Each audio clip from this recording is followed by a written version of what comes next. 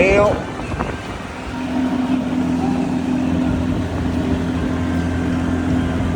fucking that's good, son. I'm poor now, so.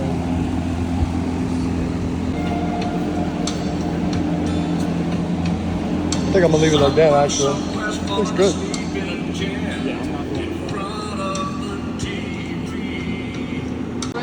Yeah, you put it on drum and you start welding, then go put your own wood on. Dude, Gordon didn't get no fucking footage doing them portals yesterday. I know I did all the work, but I mean, you could have fucking... Yeah, I just have do YouTube more, bro. I try to live in the moment, you know? Hey, look at the bright light. Oh, fuck, I was about to look at it, yeah. When you're about to die, it gets a little worse. Get a stupid fucking slug. Taking a leak! Well, this is the unit after fixing my bumper. Ended up welding the backside here and a little bit on the front side underneath, and then just painting it. That way I can still take off the winch if I need to with the bolts. The actual whole plate is welded to the bumper, so it won't have any flex in it. Got the new bumper, fixed the bumper, and the frame, well, fixed the frame, new bumper. The old bumper could probably be fixed, but I just figured I'd get a new bumper. So I fixed the frame. It's gonna be hard to see, but I kind of showed some video. Put a couple welds there to kind of stiffen it up. And I ended up having to bend some shit back. Portals are on 4-inch. 4-inch portals, 30% gear reduction. They are the cast ones. These are powdered because they came off of Keegan's bike. Still running the 35s. I got that set of 37s, but I need to find some 24s for them. So I'll see, but I think it looks pretty good. It's pretty tall. This is where my eyes come up to. So like the top of the seat standing up. I'm about 6.5, 6'1", something like that. So it's about probably 5'11", 5'10" to the tips of the snorkels. So it's pretty good. I want to at least put 37s on it, maybe 40s. We'll put Keegan's 40s on it. I'll put a picture here. But we put Keegan's 40s on it, and his are the 40s, 22-inch rims, and they're the wide BKTs. And when I would turn, I would rub like right here where it kind of makes that 45 in that corner, so I could trim some shit if I like bought his setup.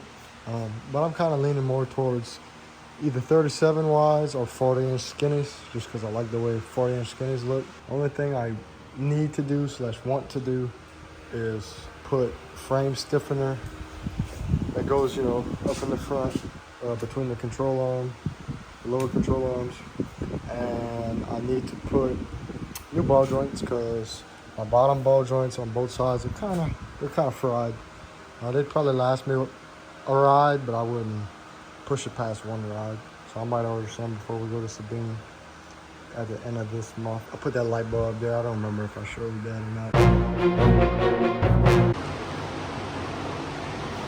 A little bit of Sabine prep continuation. Got the brake lines since Keegan got his 6-inch portals in.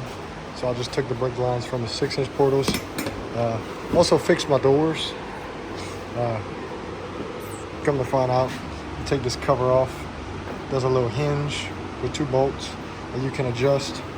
So I was able to adjust them. It's not the best, but it works. Figured out, like I said, got these brake lines. Got the long one on passenger side, shorter one on the driver's side. So I'm gonna run them, because I mean, this one's not too bad, but this one here is kind of bad. I mean, that's pretty stretched out for being underweight.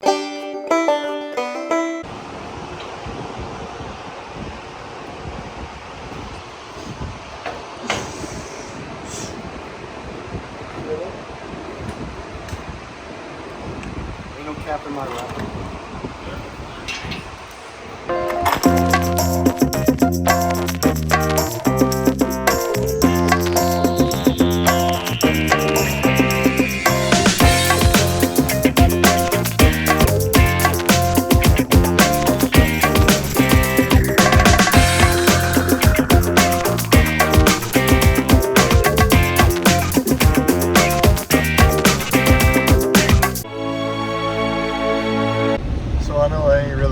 video and shit much because I'm fucking stupid.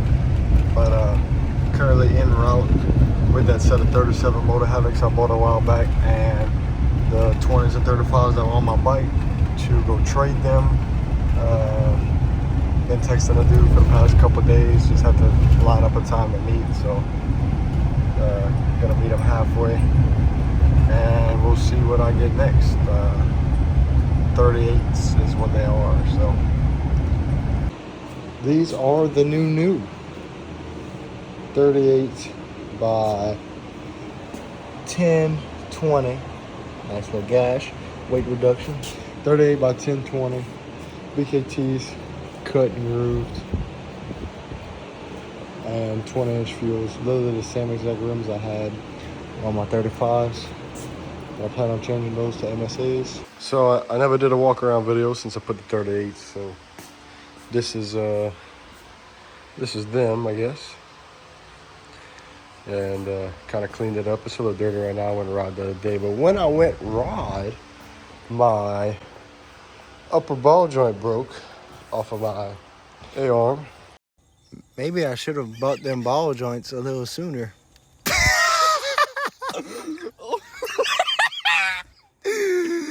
Oh no, my door. Causing it to break the lower one at the same time. And it broke my axle. It didn't fuck up anything else really. I just rubbed on my door and shit. But brake lines are good. Steering rack, as far as I can tell, is good. I ended up being able to drive it home once I put the stock shit back on. To combat that, which I knew I needed ball joints, I ordered killer ball joints for, you know, both sides, of course. And I got a frame stiffener over there that I'm gonna put on when I do it, just to kind of help out a little bit. So my next video will probably be putting the frame stiffener and the killers on.